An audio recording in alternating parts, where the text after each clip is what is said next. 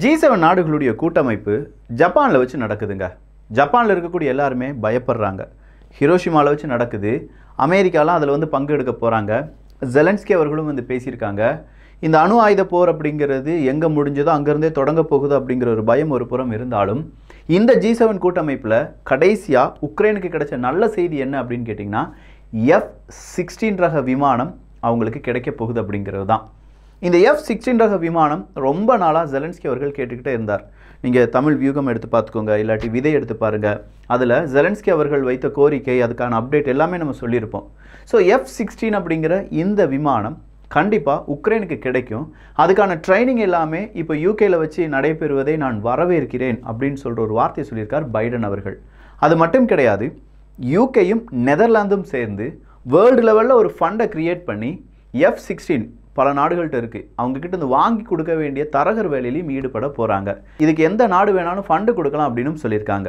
So இந்த F-16 அப்படிங்கிற விமானத்தை இவங்க உக்ரைன் அதிகமாக நம்பி இருப்பதற்கான காரணமும் நீ வேணா கொடுத்து பாடுறா, அதன் பிறகு அதை எப்படி அடிக்கிறோன்னு மட்டும் பாருங்க அப்படின்னு சொல்லி ரஷ்யாவும் சொல்லியிருக்காங்களே. யார் சொல்கிறத நம்பலாம்? இந்த ஒரு பதிவில் பார்க்க போகிறோம். அன்பு தமிழஞ்சங்களுக்கு தமிழ் பொக்கிஷத்தின் வணக்கங்கள்.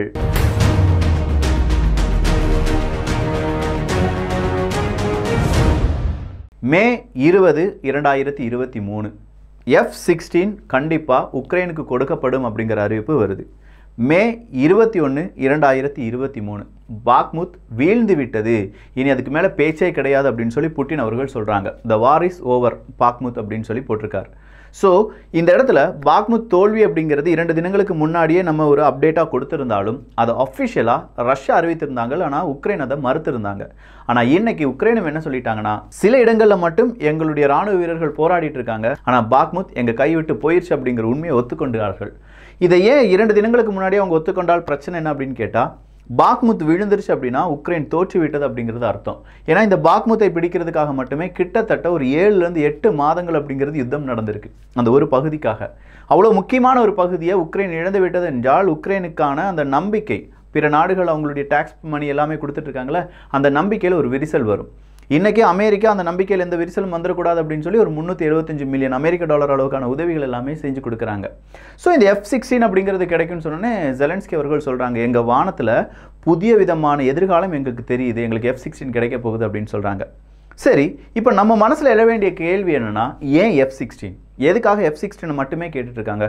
டைஃபோனை கேட்கல, இல்லாட்டி மிக்ரக விமானங்கள் அதிகமாக கேட்கல, ஏன் F-16 கேட்டுட்ருக்காங்க அப்படின்னு கேட்டால் ஒரே ஒரு காரணம், ஈஸியாக அது கிடைக்க வாய்ப்புகள் இருக்குது. F-16 அப்படிங்கிறது கிட்டத்தட்ட 25 நாடுகளுக்கு கொடுக்கப்பட்டிருக்கு. இந்த 25 நாடுகள்லையும் இப்போ பெரிய அளவில் யுத்தமில்லாத நாடுகள் தான் அதிகம். ஸோ அவங்கக்கிட்ட இந்த விமானம் அங்கே வேஸ்ட்டாக இருக்குது அப்படின்னு சொல்கிறத விட இப்போதைக்கு அவங்களுக்கு உபயோகமாக இல்லை. அப்படின்னா அதை யாருக்கு கொடுக்கலாம்? இதே உக்ரைனுக்கு கொடுக்கலாம். சரி, F-16 அப்படிங்கிறது ரொம்ப ஈஸி, லேர்னிங் பண்ணுறதுக்கு ரொம்ப ஈஸி. அது மாதிரியே அங்கே இருக்கக்கூடிய விமானிகள் இருக்காங்கல்ல, உக்ரைனுடைய விமானிகள், அவங்க தானே ஓட்டி ஆகணும். ஸோ அந்த விமானிகளுக்கும் இந்த F-16 அப்படிங்கிறதுக்கான பயிற்சி கொடுக்கப்பட்டது என்றால் ரொம்ப இலகுவாக இந்த F-16 அப்படிங்கிறத வச்சு உக்ரைன் ரஷ்யாவை எதிர்க்கலாம் அப்படிங்கிறது தான் ஃபர்ஸ்ட் கான்செப்ட். செகண்ட் கான்செப்ட் என்ன அப்படின்னு கேட்டிங்கன்னா, இந்த யூரோ ஃபைட்டர் அப்படி இல்லைன்னா டைஃபோன், இதை பற்றிலாம் யாருமே பேசாமல் இருக்காங்களே, ஏன் இந்த யூரோ ஃபைட்டர் டைஃபோன் போன்ற விமானங்கள் இந்த ஒரு கோதாவுக்குள்ளே வரல அப்படிங்கிற அடுத்த கேள்வி இருக்குது. இதுக்கான பதில சொல்லியிருக்கக்கூடிய நபரே யூகேனுடைய டிஃபென்ஸ் செக்ரட்டரி தான். அவருடைய பெயர் பென் வேலஸ் அவர்கள் தான். ஸோ இந்த பென் அவர்கள் என்ன சொல்றாங்கன்னா, இந்த டைஃபோன் ரக விமானங்கள் எல்லாமே நம்ம ஒரு நாட்டுக்கு கிஃப்ட் பண்றோம் அப்படின்னா, நல்லா கவனிச்சுக்கோங்க, கிஃப்ட் பண்றோம் அப்படின்னா அந்த விமானத்தை ஓட்டுறதுக்கான ஒரு விமானி, அந்த விமானிக்கு ஒரு விமானி இல்லை பல விமானிகளை அனுப்ப வேண்டியதாக இருக்கும். அந்த விமானத்தை சரி பண்ணுறதுக்காக சர்வீஸ் செக்டார்ஸில் இருக்க நிறைய பேர், என்ஜினியர்ஸ் நிறைய பேர், அதே மாதிரி அதில் இருக்கக்கூடிய கிரவுண்ட் ஸ்டேஷன் இருக்குது பார்த்தீங்களா, அந்த கிரவுண்ட் ஸ்டேஷனுக்காக பல நபர்கள் அப்படின்னு சொல்லி பல நபர்களை நாங்கள் யூகே இல்லை இன்னும் பல நாடுகள்லேருந்து எங்கே அனுப்ப வேண்டியதாக இருக்கும்? உக்ரைனுக்குள்ளே அனுப்ப வேண்டியதாக இருக்கும்.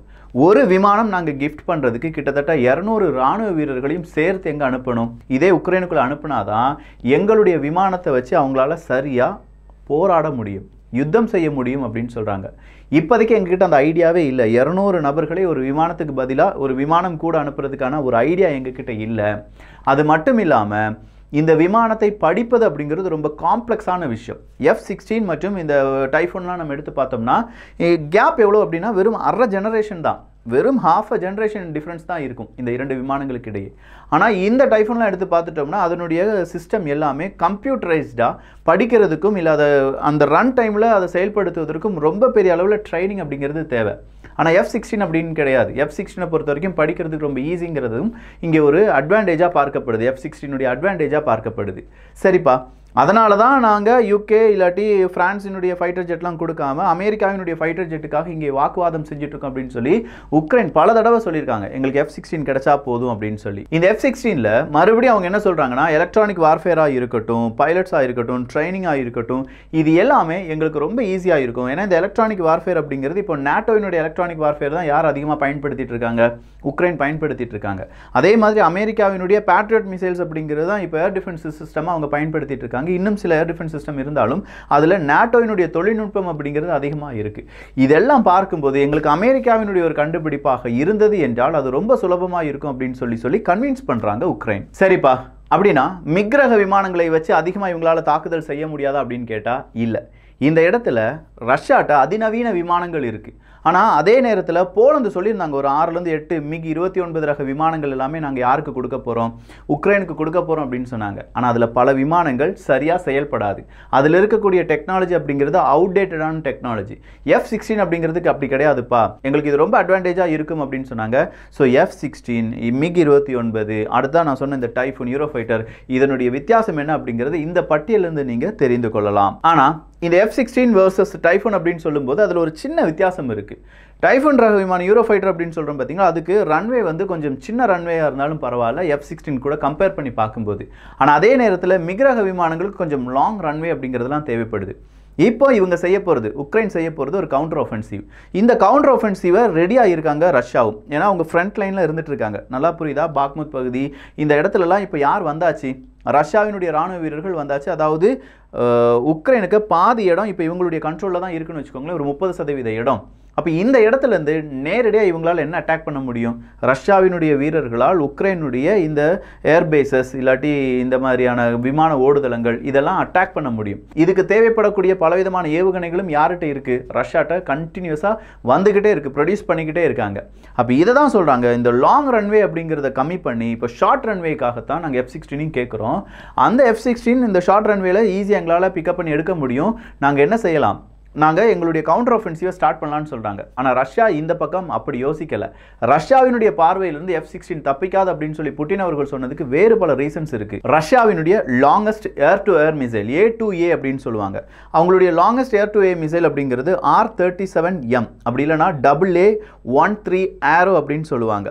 இதுதான் ரஷ்யாவினுடைய longest air to air missile.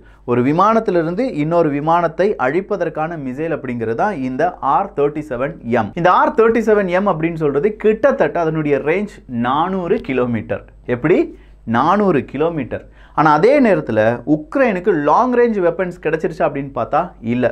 பல நாடுகளும் 400 கிலோமீட்டர் இல்லைப்பா 160 கிலோமீட்டர் இருக்கக்கூடிய லாங் ரேஞ்ச் வெப்பன்ஸை கூட உக்ரைனுக்கு கொடுக்க மாட்டுக்காங்க. ஏன்னா உக்ரைன்லேருந்து அடித்தா அது நேராக ரஷ்யாவில் போய் விழுந்துருமோ அப்படிங்கிற பயம்தான். ரஷ்யாவை நேரடியாக எதிர்ப்பதற்கு அவங்களுக்கு எந்த விதமான ஐடியாவும் கிடையாது. நேரடியாக எதிர்த்தக்கூடாது அப்படின்னு சொல்லியிருக்காங்க. F-16 கிடைச்சாலுமே அதை ரஷ்யாவுக்கு எதிராக நாங்கள் பயன்படுத்த மாட்டோம், எங்களுடைய வான்பரப்பில் மட்டுமே நாங்கள் பயன்படுத்திக் கொள்வோம் அப்படின்னு சொல்லி சபதம் செஞ்சிருக்காரு ஜெலன்ஸ்கி அவர்கள். ஸோ அப்படிப்பட்ட நேரத்தில் இந்த R-37M அப்படிங்கிற இந்த மிசைலினுடைய ரேஞ்ச் 400 கிலோமீட்டர். அப்போ ரஷ்யாவினுடைய ஃப்ரண்ட் லைன் நிற்கிறதுக்கும் பின்னாடி சில பல விமானங்கள் ரெடியாக இருக்கும் இந்த R-37M அப்படிங்கிற மிசைலை தாங்கி செல்வதற்காக.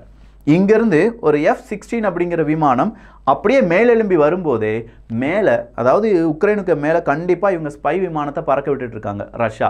அங்கேருந்து ஒரு சிக்னல் கிடைக்கும், எப்போ அவங்களுடைய F-16 விமானம் பறக்க ஆரம்பிச்சிருச்சு அப்படின்னு சொல்லி. அப்படி பறக்க ஆரம்பித்த கொஞ்ச நேரத்திலேயே இங்கே இருக்கக்கூடிய R-37M அப்படிங்கிறது இந்த விமானத்தை அழித்து விடும் அப்படிங்கிறதும் அமெரிக்காவுக்கு தெரியும். இவ்வளோ நாள் அமெரிக்கா அமைதியாக F-16 கொடுக்காமல் இருந்ததுக்கான காரணம் நிறைய இழப்புகளை சந்திக்கலாம் அப்படிங்கிறது தான். சரி, இப்போ ரஷ்யாட்ட R-37M அப்படிங்கிற ஒரு ஏர் டு ஏர் மிசைல் சிஸ்டம் இருக்குன்னு சொல்கிற விக்கி, அதே இது அமெரிக்கா டீம் இருக்குமே அப்படின்னு கேட்டால் இந்த இடத்துல அமெரிக்காவினுடைய சொதப்பலை நம்ம பார்த்து கொள்ள வேண்டும். அமெரிக்காவினுடைய A2A அப்படின்னு சொல்லக்கூடிய ஏர் டு ஏர் மிசைல் அப்படிங்கிறது AIM-120 தான். இதனுடைய மேக்சிமம் டிஸ்டன்ஸ் அப்படிங்கிறது 180 கிலோமீட்டர் தான்.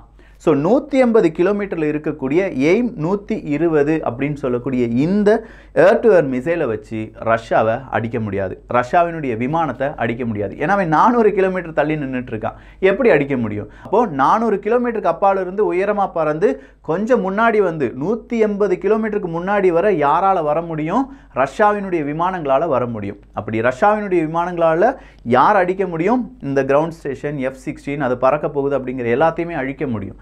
இதை மட்டும்தான் இப்போ ரஷ்யா உக்ரைன் போரில் ரொம்ப பெரிய அளவில் எல்லாருமே சொல்லிட்டு இருக்காங்க. அவன்கிட்ட இருப்பது எய்ம் 120 தான்ப்பா, அவன்கிட்ட R-37M இருக்குது, இதை விட அவனுடைய ஸ்பை டெக்னாலஜி எல்லாம் ரொம்ப கூடுதலாக இருக்குது, கொஞ்சம் சூதானமாக விளையாண்டுக்கோ அமெரிக்கா அப்படிங்கிற வார்னிங் கொடுக்கப்பட்டது. ஆனால் வேறு வழியே இல்லை, உலக நாடுகள் இது எல்லாத்தையுமே கேள்விப்பட்டுட்டே இருக்காங்க. F-16 கேட்டுட்டு இருக்காங்க. F-16 கொடுத்தா கண்டிப்பாக உக்ரைன் ஜெயிச்சுடுன்னு நம்புறாரு. ஸோ நீங்கள் F-16 கொடுக்காம இருக்கீங்க அப்படிங்கிற கேள்வி எல்லாமே அமெரிக்காவை பார்த்து நிறைய பேர் கேட்குறனால தான் அமெரிக்கா வேறு வழியே இல்லாமல் F-16 கொடுக்குறோம் அப்படின்னு சொல்லியிருக்காங்க. இதையும் தாண்டி Su-57 அப்படிங்கிறது யார்கிட்ட இருக்குது? ரஷ்யாட்ட இருக்குது. Su-57 வச்சு வேறு லெவல் ஆட்டத்தை ரஷ்யாவால் ஆட முடியும். அது என்ன அப்படிங்கிறத அடுத்த பதிவில் பார்க்கலாம். ஸோ இப்போது F-16 ஏன் முக்கியம், ஏன் F-16 பற்றி பேசிகிட்டு இருக்கோம், F-16 அழிப்பதற்கு ரஷ்யா எடுத்திருக்கிற முடிவு என்ன, அதை காப்பாற்றுவதற்கு உக்ரைனுக்கு என்னென்ன முடிவுகள் எடுக்க முடியும் அப்படிங்கிற மாதிரியான சில விஷயங்கள் மட்டும்தான் நம்ம பார்த்துருக்கோம். இதனுடைய இன்னொரு வெர்ஷன் இருக்குது, Su-57 vs F-16. அதை பார்க்கும்போது இன்னும் ஆழமான விஷயங்கள் உங்களுக்கு புரிய வரும். ஸோ இந்த ஒரு காணொலி பற்றி உங்களுடைய கருத்துக்கள் இங்கே வரவேற்கப்படுகின்றன. எல்லோரும் தமிழ் பொக்கிஷத்தில் இணைந்திருங்கள். நல்லதை பகிர்ந்து நல்ல சமுதாயத்தை உருவாக்கும். நன்றி, வணக்கம்.